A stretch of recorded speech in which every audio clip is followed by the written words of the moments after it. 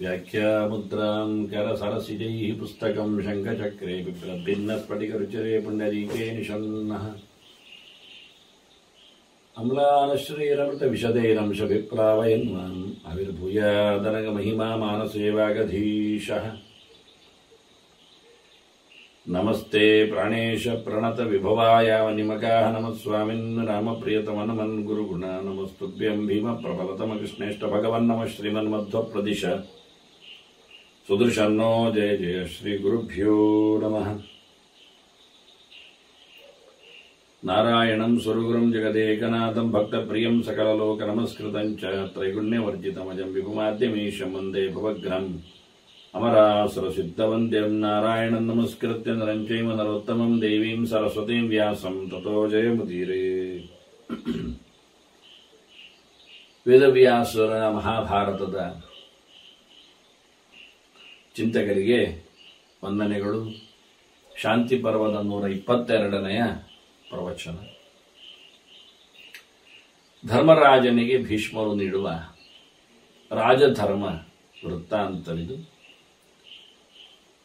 ರಾಜರು ಹೇಗೆ ಧರ್ಮಯುದ್ಧದಲ್ಲಿ ಮೆರೆಯುತ್ತಾರೆ ಅನ್ನುವುದರ ಬಗ್ಗೆ ಕೆಲವು ಆಯಾಮಗಳ ಬಗ್ಗೆ ಭೀಷ್ಮರು ಮಾತಾಡುತ್ತಾರೆ. ಹೇಗೂ ರಾಜ ಹೋರಾಡಬೇಕು. ಸರ್ವ ವಿದ್ಯಾತಿರೇಕೇಣ ಜಯಮಿಚ್ಛೇತ್ ಮಹೀಪತಿ. ತನ್ನ ಎಲ್ಲ ಪೌರುಷಗಳನ್ನು, ತನ್ನ ಎಲ್ಲ ಪ್ರತಾಪಗಳನ್ನು, ಪ್ರಭಾವಗಳನ್ನು, ಹೋರಾಟದ ವಿದ್ಯೆಗಳನ್ನು ಎಲ್ಲ ತೋರಿಸಿ ಜಯವನ್ನು ಗಳಿಸಲಿಕ್ಕೆ ಪ್ರಯತ್ನಿಸಬೇಕು. ನಮಾಯ ನಡಂಬೆ ಮತ್ತೆ ಮೋಸ ಎಲ್ಲ ಮಾಡಲಿಕ್ಕಿಲ್ಲ, ವಂಚನೆ ನಡೆಸಲಿಕ್ಕಿಲ್ಲ, ಕಪಟ ಪ್ರಕಾರಗಳಿಂದ ಹೋರಾಟವನ್ನು ಮಾಡಬಾರದು. ಯಾಕೆಂದ್ರೆ ಇಚ್ಛೆಯದು ಭೂತಿ ಮಾತು ಮನಃ. ಅವನು ಮೋಸ ಮಾಡಿದರೆ, ವಂಚನೆಯಲ್ಲಿ ಹೋರಾಡಿದರೆ ಅವನ ಏಳಿಗೆ ಆಗುವುದಿಲ್ಲ. ಕಪಟದಿಂದ ಯಾವುದನ್ನು ನಡೆಸಬಾರದು. ಬದುಕೇ ಒಂದು ದೊಡ್ಡ ಯಜ್ಞ, ಬದುಕೇ ಒಂದು ದೊಡ್ಡ ಯುದ್ಧ. ನಾವು ನಮ್ಮನ್ನು ಬದುಕಿಸಿಕೊಳ್ಳುವಲ್ಲಿ, ಬೆಳೆಯಿಸಿಕೊಳ್ಳುವಲ್ಲಿ, ನಾವು ಐಶ್ವರ್ಯವಂತರಾಗುವಲ್ಲಿ ನಾವು ಈ ಯುದ್ಧದಲ್ಲಿ ಮೋಸ ಮಾಡಲಿಕ್ಕಿಲ್ಲ. ಜೀವನ ಒಂದು ಯುದ್ಧ. ಬದುಕಲಿಕ್ಕೆ ಒಳಗಿಂದ ಎಷ್ಟೋ ಕ್ರಿಮಿಗಳು, ಇನ್ನಿತರ ಪ್ರಾಣಿ ಪ್ರಪಂಚಗಳು ಹೋರಾಡುತ್ತವೆ. ಮನುಷ್ಯನ ದೇಹದಲ್ಲಿ ಜೀವಕೋಶಗಳು ಎಷ್ಟಿಲ್ಲ, ಯಾವ ಪ್ರಕಾರಗಳಲ್ಲಿ ಅಲ್ಲ. ನೀವು ಯಾವುದೇ ರೀತಿಯ ಕರೀರಿ, ಪ್ಲೇಟ್ಲೆಟ್ಸ್ ಕರೀರಿ, ಇನ್ನೊಂದು ಕರೀರಿ, ಏನೇ ಕರೀರಿ, ನೀವು ಅದು ಬದುಕಲಿಕ್ಕೆ ಅಂದ್ರೆ ನಾನು ಬದುಕಬೇಕಾದ್ರೆ ಹೊರಗಿನ ಬರತಕ್ಕ ಯಾವುದೇ ಫಾರಿನ್ ಬಾಡೀಸ್ ಅಂತಾರೆ, ಯಾವುದೇ ರೀತಿಯಾದ ಕ್ರಿಮಿಕೀಟಗಳ ಆಕ್ರಮಣ ಆದರೆ ನನ್ನ ಮೈಗೋ ನನ್ನ ಒಳಗೋ ಅಲ್ಲಿರತಕ್ಕಂಥ ಕ್ರಿಮಿಕೀಟಗಳು ಕೂತು ಹೋರಾಟ ಮಾಡಿ ಅವುಗಳನ್ನು ಓಡಿಸಿ ನನ್ನನ್ನು ಬದುಕಿಸ್ತಾರೆ. ಹೊರಗಿನ ಚರ್ಮದಲ್ಲೇ ಆಗ್ತಾ ಇದೆ ಆ ವ್ಯವಸ್ಥೆಗಳು.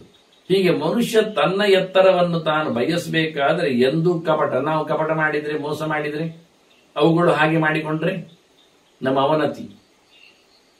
ಆದ್ರಿಂದ ಬಹಳ ಚೆನ್ನಾಗಿ ಯಾವುದನ್ನು ನಡೆಸ್ತೀಯೋ ಬದುಕಿನಲ್ಲಿ ನಾವು ರೋಗ ಇಲ್ಲದ ಹಾಗೆ, ಹಸಿವು ಇಲ್ಲದ ಹಾಗೆ, ಶ್ರಮ ಇಲ್ಲದ ಹಾಗೆ, ದುಃಖ ಇಲ್ಲದ ಹಾಗೆ ಬದುಕಗೋಸ್ಕರ ಸ್ಪರ್ಧೆಯಲ್ಲಿ, ಜಿದ್ದಿನಲ್ಲಿ, ಹೋರಾಟದಂತೆ ಇರ್ತೇವೆ. ಹುಟ್ಟು ಒಂದಿಂದಲೇ ಹೋರಾಟ ಶುರುವಾಗುತ್ತೆ. ಹಾಗಾಗಿ ನಾವು ಅದರಲ್ಲಿ ಎಲ್ಲಿಯೂ ಮೋಸವನ್ನು ನಡೆಸಿಕೊಡದಿದ್ರೆ ನಮ್ಮ ಏಳಿಗೆ ಖಾತ್ರಿ. ಇಲ್ಲ ಆದರೆ ನಮ್ಮ ಅವನತಿ.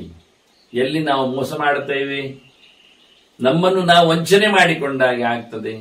ಹೀಗೆ ಬಹಳ ಚಂದವಾಗಿ ಸರ್ವ ವಿದ್ಯಾತಿರೇಕ ಏನಂದ್ರು, ನೀವು ಎಲ್ಲಾ ಶಕ್ತಿಯನ್ನು ಉಪಯೋಗಿಸಿಕೊಳ್ಳಿ, ನಿಮ್ಮ ಎಲ್ಲಾ ಬುದ್ಧಿವಂತಿಕೆಯನ್ನು ಉಪಯೋಗಿಸಿಕೊಳ್ಳಿ, ಹಾಗೆ ನಿಮ್ಮ ಗೆಲುವನ್ನು ಸಾಧಿಸಿ ಅಂತ ರಾಜರಿಗೆ ಇದೆಲ್ಲ ನಡೆದದ್ದು ಅಂತಾನೆ ಭೀಷ್ಮ. ಏತೇನೈವಿ ವೃತ್ತೇನ ಯಾರವನು ಸುರೋತ್ತಮ ಮಹೀಂ ಪ್ರಾಪ ಸುರೋತ್ತಮ. ಇಂದ್ರದೇವನು ಸಮೇತ ಸ್ವರ್ಗವನ್ನು ಪಡೆದ ರೀತಿ ಹೀಗೆ ಆಚಾರ್ಯರು ಭೀಮನ ಮಾತಿನಲ್ಲಿ ಉಲ್ಲೇಖಿಸಿಕೊಂಡಂತೆ ಪ್ರಯತ್ನವೇ ಮೇಕಮಗ್ರತೋ ವಿಧಾಯ ಭೂತಿಮಾಪುರ್ಮಃ ಅಂತ. ಮಹಾಪ್ರಯತ್ನ ವರ್ಜಿತ ಜನ ನ ಜಗ್ಗುರುನ್ನತಿ. ಭಾರೀ ಪ್ರಯತ್ನ ಪಡೆದಿದ್ರೆ ಆಗುವುದೇ ಇಲ್ಲ. ಪ್ರಯತ್ನವನ್ನು ಮುಂದಿಟ್ಟುಕೊಳ್ಳದಿದ್ದರೆ ಕೆಲಸವೇ ಸಾಗದು. ಡು ಅನ್ನುವ ನೆಲೆ ಆಗು, ಸಾಗು. ಈ ರೀತಿಯಾಗಿ ಇಂದ್ರದೇವನು ಸಹ ಇದೇ ರೀತಿಯಾಗಿ ತನ್ನ ಎಲ್ಲ ಶಕ್ತಿಗಳನ್ನು ಉಪಯೋಗಿಸಿಕೊಂಡು ಬುದ್ಧಿಮತ್ತೆಯ ಜೊತೆಯಲ್ಲಿ ದೇಶವನ್ನು ಗೆದ್ದ, ಸ್ವರ್ಗದ ಅರಸನಾದ. ಅನ್ಯೇಪಿ ಚೈವ ವಿಜಯಂ, ಇನ್ನುಳಿದವರು ಸಹ ವಿಜಿಗೀಷಂತಿ ಪಾರ್ಥಿವ.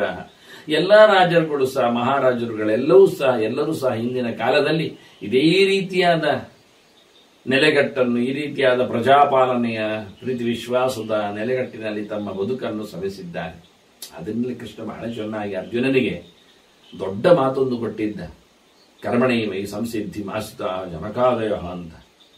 ಜನಕಾದಿ ರಾಜರ ಬಗ್ಗೆ ತಿಳ್ಕೋ, ಎಂತಹ ಎತ್ತರವನ್ನು ಸಾಧಿಸಿದ್ದಾರೆ, ಪ್ರಜಾಪಾಲನೆಯಲ್ಲಿಯೇ ಭಗವದರ್ಚನೆಯನ್ನು ಮಾಡಿದ್ದಾರೆ ಅಂತ ಕೃಷ್ಣ ತುಂಬಾ ಸುಂದರವಾಗಿ ರಾಜ್ಯಾಡಳಿತದ ಬಗ್ಗೆ ಹೋರಾಟವನ್ನು ನಡೆಸಲೇಬೇಕಿದೆ ಎನ್ನುವ ನೆಲೆಯಲ್ಲಿ ಇಲ್ಲಿ ಮಾತು ಬರುತ್ತೆ. ನಾವು ನೋಡುವ, ಈಗ ಹೋರಾಟ ಅಂದ ತಕ್ಷಣ ಸಾವು ನೋವುಗಳ ಕಂತೆ ಅಂತ ಅದು ಅರ್ಜುನ ಮಾತಾಡಿದ್ದ. ಇರಲಿ, ನಾವು ಗೀತೆಯನ್ನು ಓದಿದ್ದೇವೆ. ಆಗಲಿ, ಇಲ್ಲಿ ಮತ್ತೆ ಪುನಃ ಧರ್ಮರಾಜನ ತುಂಬಾ ಅಳುಕಿನ ಪ್ರಶ್ನೆಗಳು. ದಿನ ಕಳೆದಾಗೆ ಧರ್ಮರಾಜನ ಅಳುಕು, ಅದು ಥಳಕು ಇನ್ನು ನಾವು ಮೆಲುಕು ಹಾಕಿದೆಷ್ಟು ಸಿಗುವಂಥದ್ದು ಮತ್ತು ಉಳಿತದೆ. ಹಾಗಾಗಿ ಧರ್ಮರಾಜನ ಧರ್ಮದ ನೆಲೆಯಲ್ಲಿ ಚಿಂತನೆಯಲ್ಲಿ ಇರತಕ್ಕಂಥ ಹುಳುಕುಗಳು ಇನ್ನು ಸರಿಯಾಗ್ಲಿಕ್ಕೆ ಉಂಟು. ಇರಲಿ, ಆ ಪ್ರಶ್ನೆಗಳು ತರುವ ನಾವು ಸಾವು ನೋವಿನ ಸಂಕಟದ ಕ್ಷಣಗಳ ಬಗ್ಗೆ ಏನು ಹೇಳ್ತೀರಿ ಮತ್ತೆ ಕರಾರುವಾಕ್ಕಾಗಿ ಅಂತ ಮಾತಾಡ್ತಾನೆ. ಎಲ್ಲ ರಾಜರಿಗೆ ಇನ್ನೇನು, ಎಷ್ಟರವರೆಗೆ ರಾಜರು ತಮ್ಮ ಗೆಲುವಿನ ಸಾಧ್ಯತೆಯಲ್ಲಿ ಕಬಳಿಸಿದ್ದಾರೆ, ಪಡೆದಿದ್ದಾರೆ, ಆವರಿಸಿದ್ದಾರೆ, ಆಕ್ರಮಿಸಿದ್ದಾರೆ. ಹೇಳಿದೆ ಭೂಮಿ ವರ್ಜಂ ಧನಂ ರಾಜ ಜಿತ್ವಾ ರಾಜನ್ನು ಮಹಾಹವೇ. ಯಾರವನು? ಅಪಿಚಾನ್ನ ಔಷಧೀ ಆಜಹಾರ ಪ್ರತರ್ದನ ಅಂತಾನೆ. ಸರ್ವ ಎಲ್ಲ ಗಮ್ಮತ್ತಂದ್ರೆ ಆ ಪ್ರತರ್ದನ ನಮಗೊತ್ತು ಯಾರವನೆಲ್ಲ ಅಂತ ಕಳೆದ ಬಾರಿ ಬಂದಿದೆ ಯಾತಿಯ ಜೊತೆ ಚಿಂತನೆಯಲ್ಲಿ ಎಲ್ಲ. ಹಾಗಾಗಿ ಆ ರಾಜ ನೆಲವೊಂದು ಕಬಳಿಸ್ಲಿಲ್ಲಂತೆ ಜನರದ್ದು. ಅಲ್ಲೇ ಇರೀರಿ, ನಿಮ್ಮ ಜಾಗದಲ್ಲಿ ನೀವಿರೀರಿ, ಮತ್ತೆ ನಿಮ್ ದುಡ್ಡು ಪೂರ ಕೊಡಿರಿ, ನಾನು ದೇಶ ನೋಡಿಕೊಳ್ಳುತ್ತೇನೆ, ನಿಮಗೆ ನಾನು ಕೊಡುತ್ತೇನೆ ಲೆಕ್ಕ ಮಾಡಿ ಅಂತ ಹೇಳಿಕೊಳ್ಳುವ ಹಾಗೆ ದುಡ್ಡೆಲ್ಲ ಪಡೆದುಕೊಂಡು ದೇಶವನ್ನು ಚೆನ್ನಾಗಿ ಗೆದ್ದು ದೊಡ್ಡ ಹೋರಾಟ ನಡೆಸಿ ಎಷ್ಟು ಕೇಳಿದ್ರೆ ಅಪಿಚಾನ್ ಔಷಧೀ ಅಂತಾರೆ. ಮನುಷ್ಯರ ಊಟೋಪಚಾರಗಳನ್ನು ಓದ್ಕೊಂಡಿದ್ದಾನಂತೆ, ದವಸ ಧಾನ್ಯಗಳನ್ನು ತಗೊಂಡೋಗಿದ್ದಾನೆ ದೇಶ ನಡೆಸಬೇಕಲ್ಲ. ಏನಾಯ್ತು? ಒಳ್ಳೆ ವ್ಯಕ್ತಿ ಅನಿಸಿಕೊಂಡ, ಆಯ್ತಾ ಇಲ್ಲ. ಮತ್ತೆ ಇನ್ನೊಬ್ಬ ಇದ್ದಾನೆ, ಅವನ ಹತ್ತಿರದವನೇ, ಒಟ್ಟಿಗಿರುವನು ದಿವೋದಾಸ. ಅವನ ಬಗ್ಗೆ ಮಾತಾಡ್ತಾರೆ ಭೀಷ್ಮರು. ಅಗ್ನಿಹೋತ್ರಾವಶೇಷಂಚ ಹವಿರ್ ಭೋಜನಮೇಮಚ್ಚ ಆಜಹಾರ ದಿವೋದಾಸ. ದಿವೋದಾಸ ನಿಜವಾಗಿ ದೊಡ್ಡ ಯಜ್ಞಗಳೆಲ್ಲ ಆಗುತ್ತಲ್ಲ, ಆದ ನಂತರ ದಾನ ದಕ್ಷಿಣೆ ಎಲ್ಲ ಆಗುತ್ತಲ್ಲ, ಮತ್ತೊಂದಿಷ್ಟು ಉಳಿದೋದದಲ್ಲಿ ಬಿಟ್ಟು ಹೋಗ್ತಾರೆ. ಬಿಟ್ಟು ಹೋಗುವುದನ್ನೆಲ್ಲೇ ಓದ್ಕೊಂಡು ಹೋಗಿದ್ದಾನಂತೆ ರಾಜ. ಅದು ದೇಶಕ್ಕೆ ಅದು ಒಂದು ದೃಷ್ಟಿಯಿಂದ ಬ್ರಹ್ಮಸಾತ ಆಗಲಿಕ್ಕೆ, ಅದು ಅಲ್ಲದೆ ನಿಮ್ಗೆ ಬೇಡಲ್ಲ ಅಂತ ಹೇಳಿಕೊಂಡು ಈ ಸರ್ತಿ ಧರ್ಮರಾಜ ಇದೆಲ್ಲ ಚಿಂತನೆ ಮುಗಿಸಿದ ನಂತರ ಅಶ್ವಮೇಧಯಾಗ ಮಾಡುವುದು ನಾವು ಕೇಳಿದ್ದೇವೆ. ಎಲ್ಲಿಂದ ಏನು ತಂದು ಹಾಕಿದ ನಮಗೆ ಗೊತ್ತು, ವೇದವ್ಯಾಸರಲ್ಲಿ ಕೇಳಿಕೊಂಡು ಹೀಗೆ ಮರುತ್ತರಾಜನ ಯಜ್ಞಯಾಗದಲ್ಲಿ ಶೇಷವಾದದ್ದು ಉಳಿದೋದದ್ದನ್ನೆಲ್ಲ ಹಿಮಾಲಯ ತಪ್ಪಲಿನಿಂದ ತಗೊಂಡು ಬಂದ ಕತೆ ನಾವು ಕೇಳಿ ಆಯ್ತು. ನಿಜವಾಗಿ ಇದು ಮುಂದೆ ಆಗುವ ಕತೆ, ಅದು ನಾವು ಈಗಲೇ ಕೇಳಿ ಮುಗಿಸಿದ್ದೇವೆ. ಈಗ ಅವನ ಚಿಂತನೆಗೋಸ್ಕರ ಸೇರಿದ್ದೇವೆ. ಹಾಗಾಗಿ ಇವು ಹೇಳುತ್ತಾನೆ, ಅಂತ ಯಜ್ಞಶೇಷವನ್ನೆಲ್ಲ ರಾಜ ತನ್ನಗೆ ಹಾಕೊಂಡಂತೆ. ಹವಿರ್ ಭೋಜನವೇ ಮಚ್ಚ ಅಂತಾರೆ ಒಂದು ದೃಷ್ಟಿಯಿಂದ. ಹವಿರ್ ಭೋಜನವೋ ಹವಿರ್ ಭಾಜನವೋ ಇರಲಿ, ಏನು ಶಬ್ದ ಅರ್ಥ ಆಗ್ತಾ ಇಲ್ಲ. ಅಂತ ಊಟೋಪಚಾರಗಳನ್ನು, ಆ ಸೊತ್ತುಗಳನ್ನು ಊಟ ಮಾಡ್ತಾರೆ, ಪದಾರ್ಥಗಳು ಎಕ್ಸೆಸ್ ಮಿಗಿತೆ ಉಳಿತಾವೆ. ಎಷ್ಟೋ ಕಡೆ ನಾನು ನೋಡಿದ್ದೇನೆ, ದೊಡ್ಡ ಪ್ರತಿಷ್ಠೆಗಳು, ಸಮಾರಂಭಗಳು, ಮಂಡಲೋತ್ಸವಗಳು, ಆನಂತರ ಇತರ ಊಟೋಪಚಾರಗಳಿಗೆಲ್ಲ ಒಂದಿಷ್ಟು ದೊಡ್ಡ ಹೊರೆ ಕಾಣಿಕೆಗಳಾಗಿ ಬಂದಿರ್ತವೆ. ಅದನ್ನು ಒಮ್ಮೊಮ್ಮೆ ಧರ್ಮದ ನೆಲೆಯಲ್ಲಿ ಬಡಬಗ್ಗರಿಗೆ ಕೊಡುವುದಾದರೂ ಅಥವಾ ದೊಡ್ಡ ಸಂಸ್ಥೆಗಳಿಗೆ ಕಳಿಸಿಕೊಡೋದಾದ್ರೂ ಮಾಡಬಹುದು. ಅದು ಎರಡೂ ಅಲ್ಲದೆ ಕೊನೆಗೆ ಅದು ಉಳಿದೋಗಿ ಮಿಗಿತೆಯಾಗಿ ವ್ಯವಸ್ಥಿತವಾಗಿ ಡಿಸ್ಟ್ರಿಬ್ಯೂಟ್ ಆಗದೆ ಹೋಗಿ ಕೊಳೆತು ಹಾಳಾಗಿ ಅಲ್ಲಿ ಬಿದ್ದೋದದ್ದೀವಿ. ಊಟ ನಡೆಸಿಕೊಂಡದೇನು ರಾತ್ರಿ ಹೇಳ್ತಾರಲ್ಲ ವನಭೋಜನ ಅಂತ, ಹಾಗೆ 16,000 ಜನರು ಸೇರ್ತಾರೆ ಊಟಕ್ಕಾಗಿ. ಧಾತ್ರಿಯ ಮನಾದಿಗಳು ನಡೀತಾವೆ. ಆದರೂ ಅಲ್ಲಿ ಮಾಡಿರತಕ್ಕಂಥ ವಸ್ತುಗಳು, ಪದಾರ್ಥಗಳು, ತಯಾರಿಸಲ್ಪಟ್ಟವುಗಳು, ಊಟದ ಸೊತ್ತುಗಳು ಎಲ್ಲ ಅಲ್ಲೇ ಮತ್ತೆ ಚೆಲ್ಲಿ ಬರ್ತಾರೆ. ಅದು ಹಕ್ಕಿ ಹರಣೆಗಳಿಗೂ ತಿಂದು ಬೇಸತ್ತು ಹೋಗ್ತವೆ, ಅಷ್ಟು ರಾಶಿ ಚೆಲ್ತಾರೆ. 25,000 ಜನರು ಊಟ ಮಾಡ್ತಾರೆ ಎನ್ನುವುದು ಸತ್ಯ, ಅದಕ್ಕೂ ಹೆಚ್ಚು ಆಗಿರುತ್ತದೆ. ಹೀಗಾಗಿ ತಯಾರು ಮಾಡುವುದೊಂದು ಕಷ್ಟ, ಅದನ್ನು ಉಣಬಡಿಸುವುದು, ವಿತರಿಸುವುದು ಇನ್ನೊಂದು ಕಷ್ಟ, ಆನಂತರ ಅದನ್ನು ಶುದ್ಧಗೊಳಿಸುವುದು ಮತ್ತೊಂದು ದೊಡ್ಡ ಕಷ್ಟ.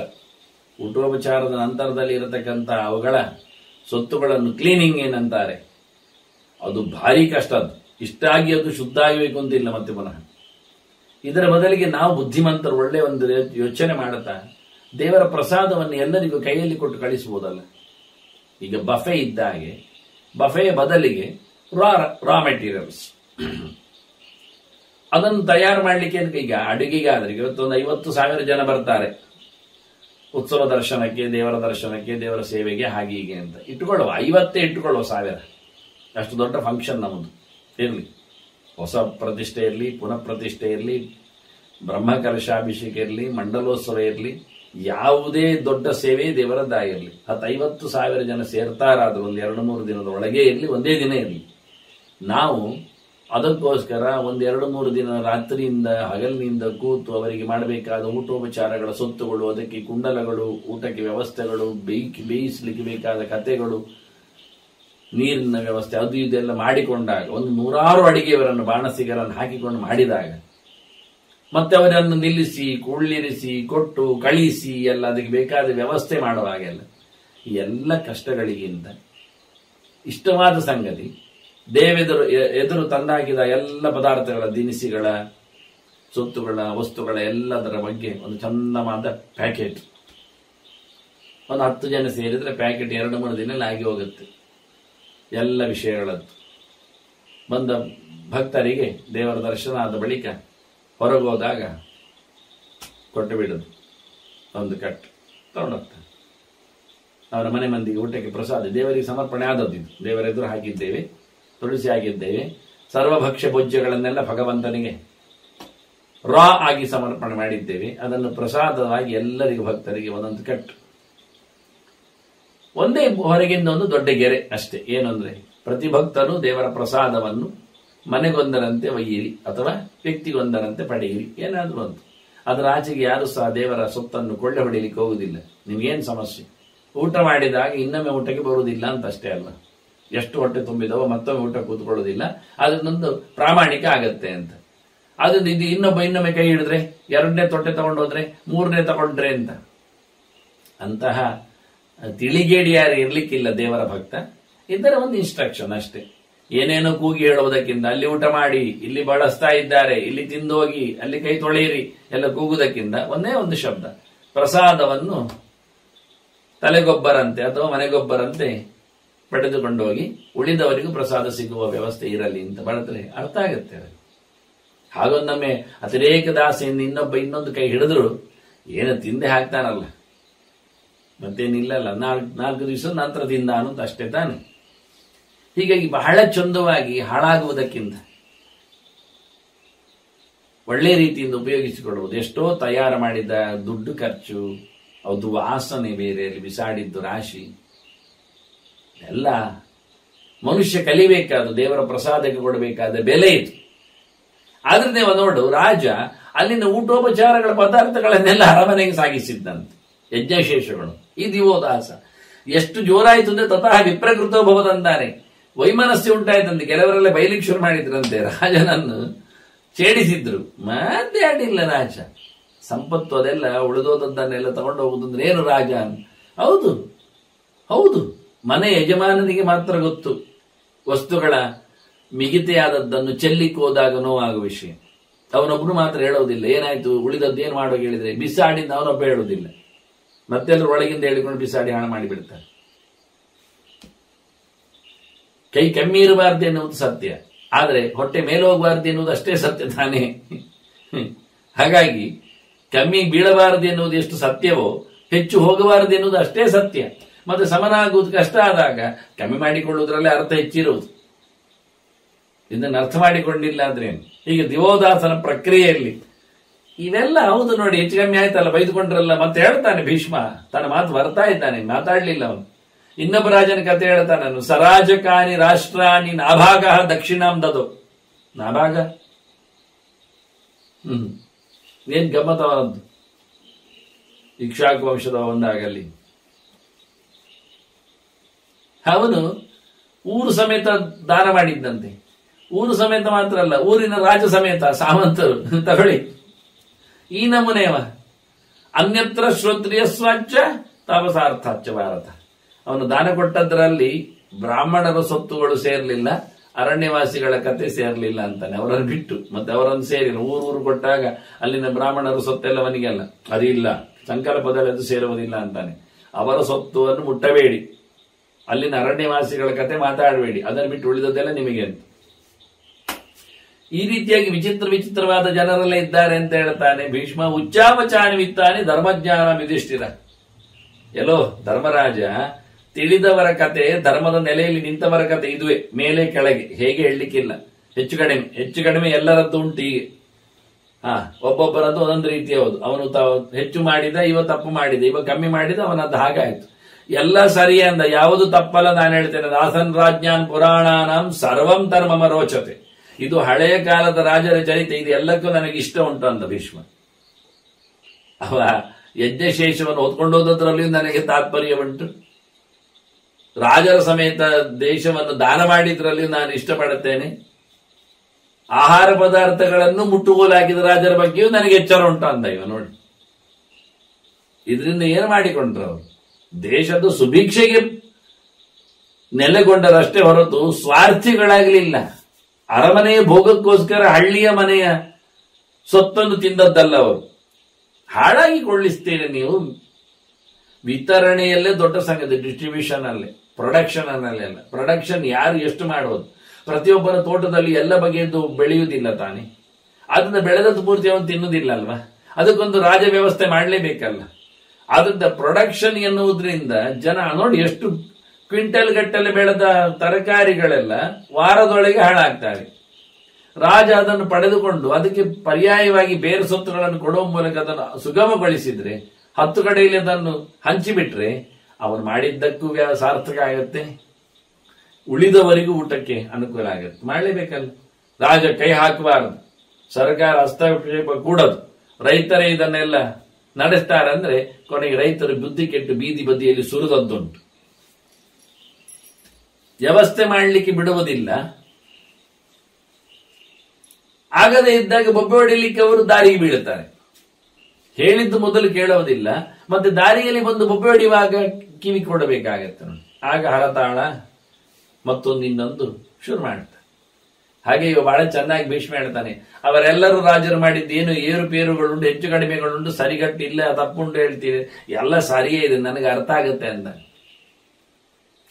ಧರ್ಮರಾಜ ಹೇಳುತ್ತಾನೆ, ಅಲ್ಲ ಕ್ಷತ್ರಿಯ ಧರ್ಮ ಉಂಟಲ್ಲ, ಹೌದು ನೀವು ಹೇಳಿಕೊಂಡ್ರಲ್ಲ ಎಲ್ಲ ಮುಟ್ಟುಗೊಳ್ಳಾಕಿ ಒಳಗಾಕೊಂಡು ಆಗೀಗೆ ಅಂತ. ಕ್ಷತ್ರ ಧರ್ಮ ದೀಪ ಅಪೀಯ ನಧರ್ಮೋಸ್ತಿನ ರಾಧಿಪ. ಭೀಷ್ಮ ಅಜ್ಜ, ಕ್ಷತ್ರಿಯ ಧರ್ಮಕ್ಕಿಂತ ಹೇಸಿಗೆ ಪಾಪಿಷ್ಟವಾದ ಧರ್ಮ ಇನ್ನೊಂದಿಲ್ಲ ಅಲ್ವಾ ಅಂತಾನೆ. ಅವನ್ ಮತ್ತವನು ಅಲ್ಲೇ ಬಂದಾಳೌದು. ಯಾಕೆ ಕ್ಷತ್ರ ಧರ್ಮ ಪಾಪ ಯಾಕೆ, ಪಾಪಿಷ್ಟ ಯಾಕೆ ಕೇಳಿದ್ರೆ ಅವನು ಹೇಳುತ್ತಾನೆ, ಇಲ್ಲಿ ಅಂತ ನೀನು ಹೇಳಿದೆ, ಹಳೆ ರಾಜರ ಕಥೆ ಎಲ್ಲ ಹೇಳಿದೆ, ಎಲ್ಲಾ ರಾಜರು ಹೀಗೆ ಹಾಗೆ ಅಂತ, ಇಂದ್ರದೇವನು ಸಮೇತ ಆಗಿದ್ದಾನೆ ಅಂತ. ಹೌದು, ಅಭಿಯಾನೇ ಚ ಯುದ್ಧೇ ಚ ರಾಜ ಅಂತಿ ಮಹಾಜನಂ. ಈ ಅವನದ್ದುಂಟಲ್ಲ ಗಮ್ಮತ್ತು, ಸಂಧಿ ವಿಗ್ರಹ ಯಾನ ಅಂತ, ಅದು 3ನೇದ್ದು. ಸಂಧಿಗೆ ಕೇಳೋದಿಲ್ಲ, ಮತ್ತೆ ಲಡಾಯಿಗೆ ಒಪ್ಪುವುದಿಲ್ಲ, ಮತ್ತೆ ಇವನದ್ದು ಸೈನ್ಯ ಹೊರಡು. ನೋಡಿ ಎಲ್ಲಿಂದ ಎಲ್ಲಿ ಹೋಗ್ಬೇಕು. ಜರಾಸಂಧ ಯಾನದಲ್ಲೇ ಸೋತದ್ದು, ಹೋರಾಟದಲ್ಲಿ ಅಲ್ಲ. ಕೃಷ್ಣ ತಪ್ಪಿಸುವುದು, ಎಲ್ಲಿ ಹೋಗುವುದು. ಇವನ ಸೈನ್ಯ ಸುತ್ತುವರಿದು ಬರುವಾಗಲೇ ಮಗಧೆಯಲ್ಲಿ ನೋಡಿ, ಬಿಹಾರ ಬರಬೇಕವ, ದ್ವಾರಕೆ ಅಥವಾ ಮಥುರೆಯಲ್ಲಿ ನೋಡಿ. ಹೀಗಾಗಿ ಸೈನ್ಯ ರಾಶಿ ತರುವಾಗಲೇ ಆಯ್ತು. ಅದರಲ್ಲಿ ಮಧ್ಯೆಯಲ್ಲಿ ಓಡಿ ಹೋಗುದು ಆಚೆ ಇದೆಯಲ್ಲ. ಹೀಗಾಗಿ ನೋಡಿ, ಅಭಿಯಾನೇಚ್ಛ ಯುದ್ಧೇಚ್ಛ, ಹೋರಾಟಕ್ಕೋಸ್ಕರ ಹೋಗುವುದು, ಇದರಲ್ಲೇ ನಮ್ದು ಕಾಲ ಸಾಯ್ತದೆ. ಹೊರಟು ಬರುವಾಗ ಹೋರಾಟಕ್ಕೆ ಎಲ್ಲೆಲ್ಲಿಂದೋ ತುಕಡಿಗಳು ಬರಬೇಕು. ಅವುಗಳು ಬರುವಾಗ ಜಾಗ ಖಾಲಿ ಆಗ್ತದೆ, ತಿಂದುಕೊಂಡು ಬರುತ್ತೆ. ನೋಡಿ, ಶಲ್ಯ ಮದ್ರ ದೇಶದಿಂದ ಹೊರಟು ಬಂದಾಗ ಏನೆಲ್ಲ ಅವನಿಗೆ ಗಮ್ಮತ್ತು ಮಾಡಿದ್ರು. ಬರುವ ದಾರಿಯಲ್ಲೆಲ್ಲ ಅವನಿಗೆ ಕೋಣೆ ಕೊತ್ತಲ ಎಲ್ಲ ಕಟ್ಟಿ ಹಾಕಿ ಕೊನೆಗೆ ಅವನ ಹತ್ತಿರ ಬಂದಾಗ ಇಂದೇಳಿ ಒಳ ಹಾಕಿಬಿಟ್ಟ ದುರ್ಯೋಧನ. ನೋಡಿ, ನಾನು ಮಾಡಿದ್ದು ಅಂತ. ಇಷ್ಟೇ ಅಭಿಯಾನದ ದೋಷ ಇದು. ಹೋರಾಟಕ್ಕೆ ಹೊರಟಾಗ ಆಗುವ ಕಥೆಗಳು ಎಷ್ಟೋ ಮಧ್ಯೆಯಲ್ಲಿ ಕಾಯಿಲೆಗ್ರಸ್ತವಾಗಿ ಸಾಯ್ತಾವೆ, ಎಷ್ಟೋ ಪ್ರಾಣಿಗಳು ಒದ್ದಾಡಿ ಸಾಯ್ತಾವೆ, ಎಷ್ಟೋ ತಿನ್ಲಿಕ್ಕಿಲ್ಲದೆ ಸಾಯ್ತಾವೆ. ಎಷ್ಟು ಕಷ್ಟ ನೋಡಿ. ಹೋರಾಟಕ್ಕೆ ಬರುವುದು ಅಂದ್ರೆ ತುಕಡಿ ಒಟ್ಟು ಮಾಡುವುದು ಸುಲಭ ಇಲ್ಲ. ಅಲ್ಲಲ್ಲೆಲ್ಲ ಇದ್ದಾರೆ, ಸೈನ್ಯಕ್ಕೆ ಬರ್ತಾರೆ. ಬಂದಾಗ ಅದು ಬರಬೇಕಲ್ಲ. ಆದ್ರೆ ಹೇಳ್ತಾರೆ, ಅಭಿಯಾನೇಚ ಯುದ್ಧೇಚ ರಾಜ ಅಂತಿ ಮಹಾಜನಂ. ಎಷ್ಟು ಜನರನ್ನು ರಾಜ ಸಾಯಿಸುವುದಿಲ್ಲ. ಹೋರಾಟದ ಅಂಗಳದಲ್ಲಿ ಸತ್ತವೆ. ಹೋರಾಟಕ್ಕೆ ಬರುವ ಮುಂಚೆ ಸಾಯ್ತಾವೆ ಕೆಲವು. ಎಷ್ಟು ಬೀದಿ ಪಾಲಾಗ್ತವೆ, ಎಷ್ಟು ಜನ ಸಾಯ್ತಾರೆ. ಬರುವಾಗ ಒಂದೆರಡು ಬರುವುದಿಲ್ಲ. ಮನೆ ಮಂದಿ ಮಠ ಮಾರು ಎಲ್ಲ ಹೊತ್ಕೊಂಡು ಬರ್ತಾವೆ. ಕೆಲವೊಮ್ಮೆ ಯುದ್ಧಕ್ಕೆ ಬಂದಾಗ ಅಲ್ಲೇ ಡೇರೆ ಹೋಗ್ತಾವೆ. ನಾವಿದ್ದು ಊರಿನ ಕೆಲಸದಲ್ಲಿ ನೋಡೋದಿಲ್ಲ. ಬೀದಿ ಕೆಲಸ ಅಂದಾಗ, ರಸ್ತೆ ಕೆಲಸ ಅಂದಾಗ ಮನೆ ಪೂರ ಇಡಿ ಬರ್ತದೆ, ಅಲ್ಲೇ ಕೂತಿರ್ತದೆ. ಅಲ್ಲೇ ಜೋಳಿಗೆ ಹಾಕ್ತಾರೆ. ಅದೇ ರೈಲ್ವೆ ಪಟ್ಟಿಯಲ್ಲಿ ಅವರು ಮಲಗಿ ಬಿಡುತ್ತಾರೆ. ಅಲ್ಲೇ ಅಧಿಕಾರಿಗಳ ಜೊತೆಯಲ್ಲಿ ಮಲಗ್ತಾರೆ. ಮತ್ತೆ ಅಲ್ಲಿ ಯಾರ್ಯಾರೋ ಮಕ್ಕಳು ಯಾರ್ಯಾರೋ ಇದ್ದೇ ಇದ್ದಾರೆ ಅಲ್ಲಿ ಎಲ್ಲ. ಹಾಗೆ ಆಗ್ತದೆ. ಹೀಗೆ ಇಂಥ ವಿಚಿತ್ರವಾದಂತಹ ರಾಜತನ ಸನ್ನಿವೇಶದ ಬಗ್ಗೆ ಧರ್ಮರಾಜ ಹೇಳ್ತಾನೆ, ಈ ಧರ್ಮ, ಇದು ಯುದ್ಧ ಉಂಟಲ್ಲ, ಇದು ಧರ್ಮದ ಶಬ್ದ ಅಂತ ಹೇಳ್ತೀಯ. ಈ ಯುದ್ಧ ಧರ್ಮಕ್ಕಿಂತ ದೊಡ್ಡ ಒಂದು ಪಾಪ ಧರ್ಮ ಬೇರೆ ಇಲ್ಲ ನನಗೆ ಕಾಣುತ್ತೆ. ಎಷ್ಟು ಜನ ರಾಶಿ ಸಾಯ್ತಾರಲ್ಲ. ಅದಸ್ಮ ಕರ್ಮಣಾಕೇನ ಲೋಕಾನ್ ಜಯತಿ ಪಾರ್ಥಿವ. ಅಲ್ಲ ರಾಜ ಭೀಷ್ಮ, ಈ ಎಂತ ಲೋಕ ಸಿಗ್ತದೆ ಈ ಹೋರಾಟದ ಈ ಕರ್ಮದಿಂದ. ಇದು ಕರ್ಮ ಅಂತಾನೆ, ಧರ್ಮ ಅನ್ನೋವಾಗಲೇ ಅವನ ಅತಸ್ಮ ಕರ್ಮಣ ಅಂದ. ಅತಸ್ಮ ಧರ್ಮಣ, ಅತಸ್ಮ ಕರ್ಮಣ, ಅತಸ್ಮ ಧರ್ಮೇಣ. ಇದು ಕರ್ಮ ಉಂಟಲ್ಲ, ಈ ಕರ್ಮದಿಂದ ನನಗೆ ಅದು ಯಾರಿಗಾದ್ರೆ ಎಂತ ಲೋಕಗಳೆಲ್ಲ ಸಿಗ್ತವೆ ಮಾರಾಯರಿ. ಭೀಷ್ಮ ನೋಡಿ ಎಷ್ಟು ಚೆನ್ನಾಗಿ ಹೇಳುತ್ತ. ನೋಡುದ ಮಾರಾಯ, ಕ್ಷತ್ರಿಯ ಧರ್ಮ ನಿಗ್ರಹೇಣ ಚ ಪಾಪಾನಂ ಸಾಧೂನಾಂ ಸಂಗ್ರಹೇಣ ಚ. ತಿಳುಕೋ, ಹೋರಾಟ ಅಂದ್ರೆ ಏನು ತಿಳುಕು. ಯಾಕೆ ಬಡಿಯುವುದು, ಯಾರಿಗೆ ಬಡಿಯುವುದು, ನಾವು ನೋಡಬೇಕಾದ ಕಥೆ. ಇಷ್ಟೇ ವಿಷಯ. ಇಲ್ಲಿ ಆಗುವಂಥದ್ದೇನು ಕೇಳಿದ್ರೆ, ಸಜ್ಜನರ ರಕ್ಷಣೆ, ದುರ್ಜನರ ದಂಡನೆ ಅಲ್ವಾ.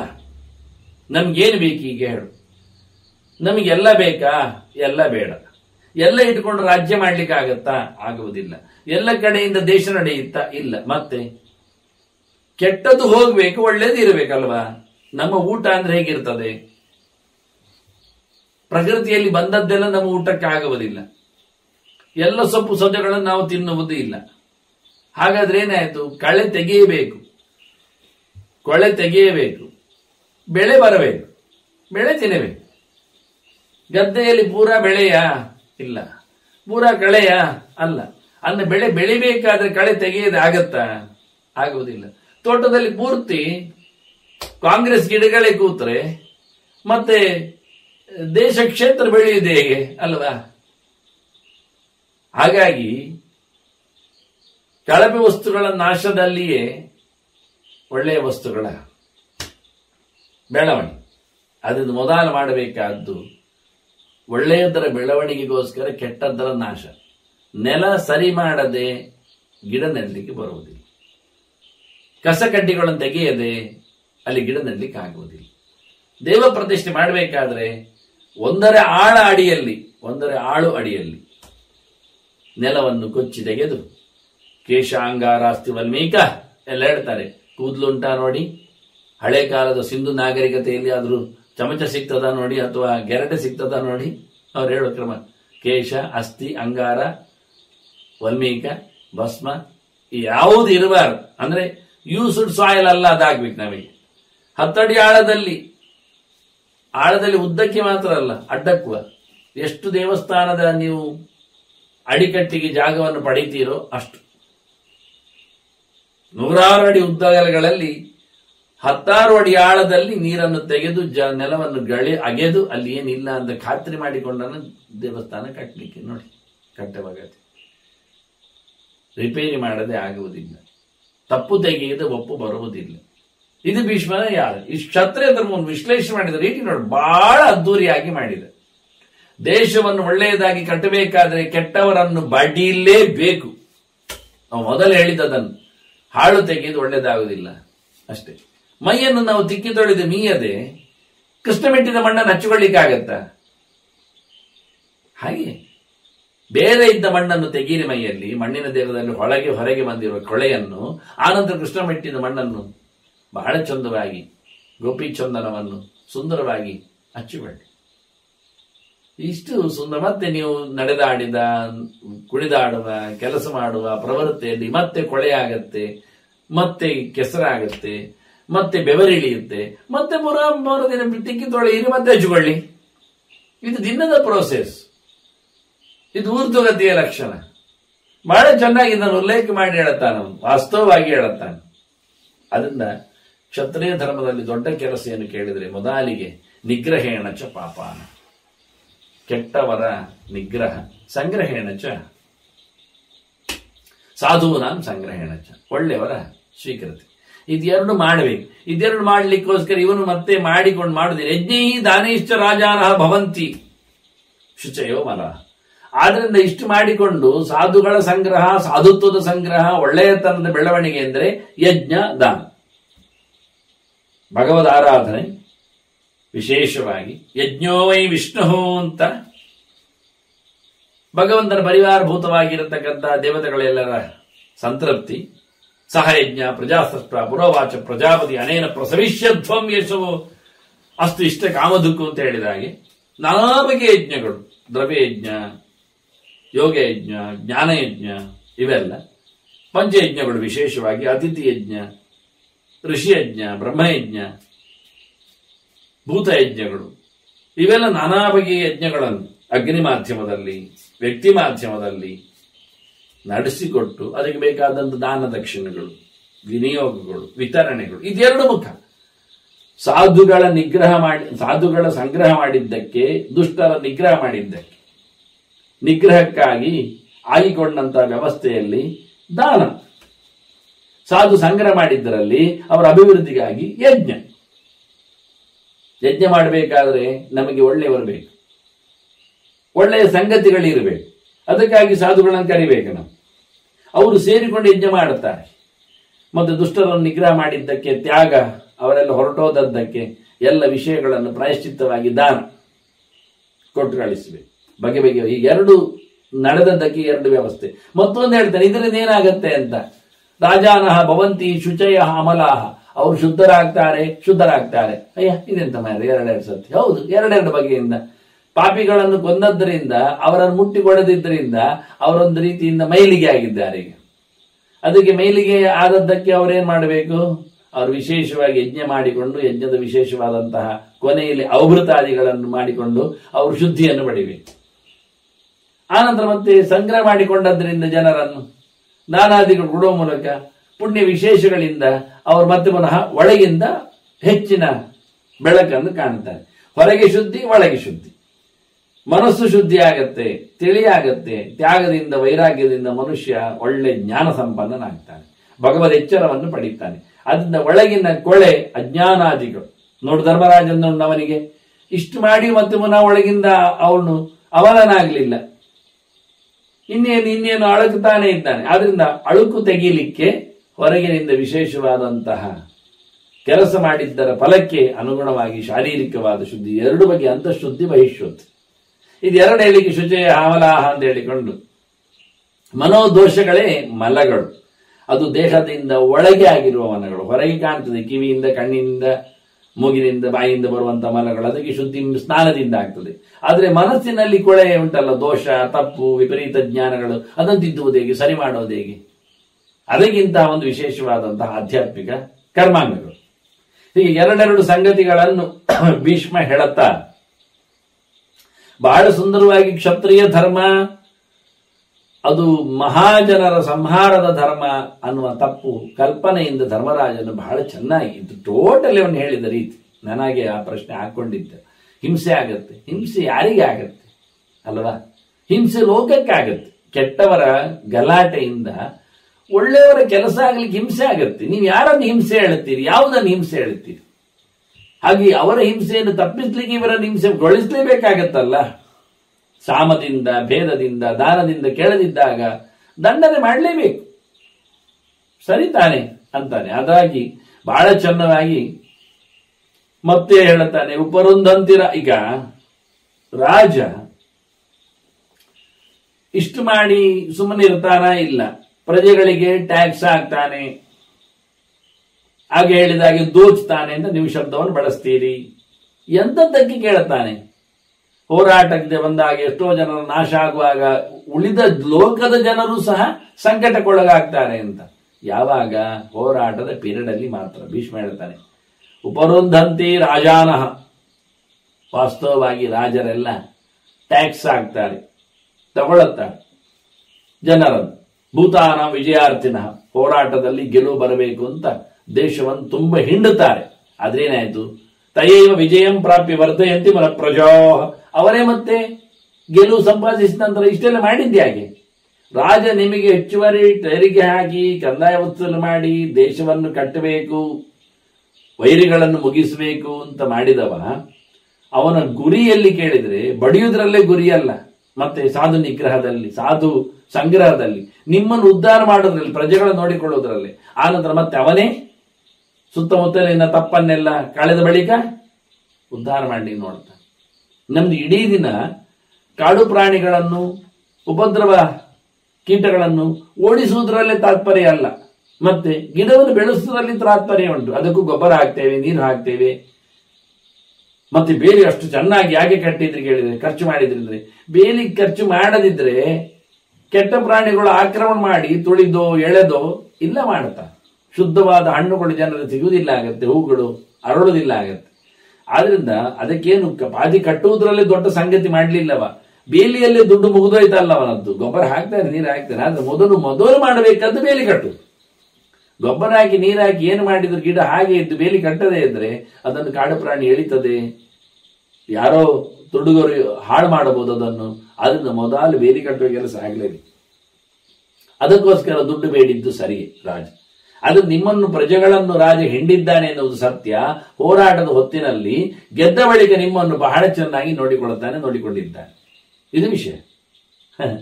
ಅಪವಿದ್ಯಂತಿ ಪಾಪಾನಿ ದಾನಯಜ್ಞ ತಪೋಬಲೈಹಿ ಅನುಗ್ರಹಣ ಭೂತಾನ ಪುಣ್ಯಮೇಶಾಂ ಇವರ್ತತೆ. ಇಷ್ಟು ಮಾಡಿಕೊಂಡದ್ದಕ್ಕೆ ಅವನು ಸುಮ್ಮನೆ ಇರುವುದಿಲ್ಲ. ಒಳಗೆ ಬಂದವನು ಇನ್ನು ಆರಾಮಾಗಿ ಹೇಳುವುದಿಲ್ಲ. ಮತ್ತೆ ಅವನು ತನ್ನ ಪಾಪಗಳನ್ನೆಲ್ಲ ಕಳ್ಕೊಳ್ಳುತ್ತಾನೆ ಮಾಡಿಕೊಂಡದ್ದಕ್ಕೆ. ಅವನಿಗೆ ಎಚ್ಚರ ಇದೆ, ಅಯ್ಯೋ ಬಡಿಬೇಕಾಯ್ತಲ್ಲ, ಕೇಳಲಿಲ್ಲಲ್ಲ, ಅವರನ್ನು ಓಡಿಸಬೇಕಾಯ್ತಲ್ಲ ಅಂತ. ಮಾಡಿಕೊಂಡದ್ದಕ್ಕೆ ದಾನ ಯಜ್ಞ ತಪಸ್ಸು ಇವನ್ನೆಲ್ಲ ನಡೆಸ್ತಾನೆ. ಅದರ ಬಲ ಇದು ಮುಖ್ಯವೇ. ಅವ ಹೇಳುವ ರೀತಿ ನೋಡಿ, ಅಪವಿದ್ಯಂತಿ ಪಾಪಾನಿ ದಾನ ಯಜ್ಞ ತಪೋ ಬಲ. ಈ ಮುಗಿದೋಯ್ತು ನಮಗೆ ಕೊಟ್ಟ ದೃಷ್ಟಾಂತವು. ಮಾಡಿದ ಏನೂ ತಪ್ಪುಗಳಿಗೆ ಪರಿಮಾರಿದ್ದೀನಿ ಏನು ಕೇಳಿದ್ರೆ ಕೃಷ್ಣ ಹೇಳಿದ ಹಾಗೆ ತ್ರಿಕರ್ಮ ಕರ್ತಾರತಿ ಜನ್ಮ ಮೃತ್ಯು ಅಂತ ಶ್ರುತಿ ಹೇಳಿದ ನೆಲೆಯಲ್ಲಿ ಕೃಷ್ಣ ಹೇಳ್ತಾನೆ, ಯಜ್ಞೋದಾನ ತಪಶ್ಚೈವ ಪಾವನಾನಿ ಮನೀಷಿನಾಂ. ಬಿಡಲಾರದ ಸಂಗತಿ ಅದು ಅಂತಾನೆ. ಯಜ್ಞೋದಾನ ತಪಶ್ಚೈವ, ಅತ್ಯಂತ ಪರಿಶುದ್ಧವಾದ ಸ್ವತ್ತುಗಳು, ಭಗವದಾರಾಧನೆ, ವಿತರಣೆ, ಜತೆಯಲ್ಲಿ ನಿರಂತರ ಚಿಂತನೆ. ಅದಕ್ಕೋಸ್ಕರ ದೈಹಿಕವಾದ ದಂಡನೆ ಮುಗಿದೋಯ್ತು. ಇದನ್ನು ಮಾಡಲೇಬೇಕು ಅಂತಾನೆ. ಯಜ್ಞೇನ ದಾನೇನ ತಪಸಾನಾಶಕೇನ ಅಂತ ಹೇಳಿ ಬಹಳ ಸುಂದರವಾಗಿ ಶ್ರುತಿ ಅದರ ಅರ್ಥವನ್ನು ಕೊಟ್ಟುಕೊಳ್ತೀವಿ. ಹೇಳ್ತಾನೆ, ದಾನ ಯಜ್ಞ ತಪೋಬಲೈಹಿ. ಮೊದಲು ದಾನ ಮಾಡು, ಮತ್ತೆ ಯಜ್ಞ ಮಾಡು, ಮತ್ತೆ ತಪಸ್ಸು ಮಾಡುವಲ್ಲ. ಯಾವುದಾದ್ರೂ ಪರವಾಗಿಲ್ಲ, ಆದ್ರೆ ಮೊದಲು ಖರ್ಚು ಮಾಡಲಿಕ್ಕೆ ಕಲಿ. ಆ ದಾನದ ನೆಲೆಯಲ್ಲಿ, ದಾನಕ್ಕೆ ಕಾರಣವಾಗಿ, ದಾನದ ಹಿನ್ನೆಲೆಯಲ್ಲಿ ಯಜ್ಞ ನಡೀತದೆ. ಯಜ್ಞವನ್ನು ನಡೆಸಬೇಕಾದ್ರೆ ಮೊದಲು ಅಧ್ಯಯನಾದಿಗಳು, ಚಿಂತನೆಗಳು ಸಾಗಿರುತ್ತವೆ. ತಿಳಿದು ಮಾಡು, ಮಾಡಿದ್ರಲ್ಲಿ ಎಲ್ಲವನ್ನು ಒಪ್ಪಿಸಿ ಬಿಡು. ಬಹಳ ಸುಂದರವಾದಂತಹ ಶಕ್ತಿ ವಿಶೇಷಗಳಿಂದ ಆಗಿರತಕ್ಕಂಥ ತಪ್ಪುಗಳ ಪರಿಮಾರ್ಜನೆಗೆ ಭೀಷ್ಮ ಹೇಳಿಕೊಡುತ್ತಾನೆ. ಇದರಿಂದ ಪ್ರಜೆಗಳಿಗೆ ಖುಷಿ ಆಗ್ತದೆ. ಎರಡು ರೀತಿಯಲ್ಲಿ ಆರೋಗ್ಯವಂತರಾಗ್ತಾರೆ, ಪುಣ್ಯಾತ್ಮರನಿಸ್ತಾರೆ, ಭಗವದ್ ಎಚ್ಚರ ಉಂಟಾಗ್ತದೆ, ಸಜ್ಜನರಾಗ್ತಾರೆ. ಹಾಗಾಗಿ ಪ್ರಜೆಗಳಿಗೆ ಮಾಡಿದ ಅನುಗ್ರಹ ವಿಶೇಷದಿಂದಲೂ ಇವನಿಗೆ ಒಳ್ಳೇದಾಗ್ತದೆ. ಪ್ರಜೆಗಳು ಇವನಿಗೆ ಒಳ್ಳೆ ರೀತಿಯಿಂದ ಅನುಗ್ರಹ ಮಾಡ್ತಾರೆ, ಭಾರಿ ಒಳ್ಳೇದಾಯ್ತು ಅಂತ. ದೇಶ ಪೂರ್ವ ಸುಭಿಕ್ಷೆಯಲ್ಲಿ ಕೂತಿದೆ. ಕಾಲ ಕಾಲಕ್ಕೆ ಮಳೆ ಬೆಳೆ ಎಲ್ಲ ಆಗ್ಲಿಕ್ಕೆ ಕಾರಣ ಯಜ್ಞಾರಾಧನೆಗಳೆಲ್ಲ ಆಗಿರ್ತವೆ. ಅದು ಅನುಗ್ರಹಣ ಭೂತಾನ ಪುಣ್ಯಂ ಏಷಾವಿ ಬರ್ತದೆ. ಈ ರಾಜನಿಗೆ ಪುಣ್ಯ ವೃದ್ಧಿ ಆಗ್ತದೆ. ಎಲ್ಲೋ ಒಂದು ಸಂದರ್ಭದಲ್ಲಿ ಆಗಿರತಕ್ಕಂಥ ಯುದ್ಧ, ಅದಕ್ಕೆ ಸಂಬಂಧಪಟ್ಟಿರತಕ್ಕಂಥ ದೇಶದ ಒಂದು ರೀತಿಯಿಂದ ಬಹಳ ಕಷ್ಟವಾದ ಪರಿಸ್ಥಿತಿ. ಈಗ ಹಾಗಲ್ಲ. ಎಲ್ಲ ಪುಣ್ಯಾತ್ಮರಾಗ್ತಾರೆ, ತುಂಬ ಖುಷಿ ಪಡ್ತಾರೆ.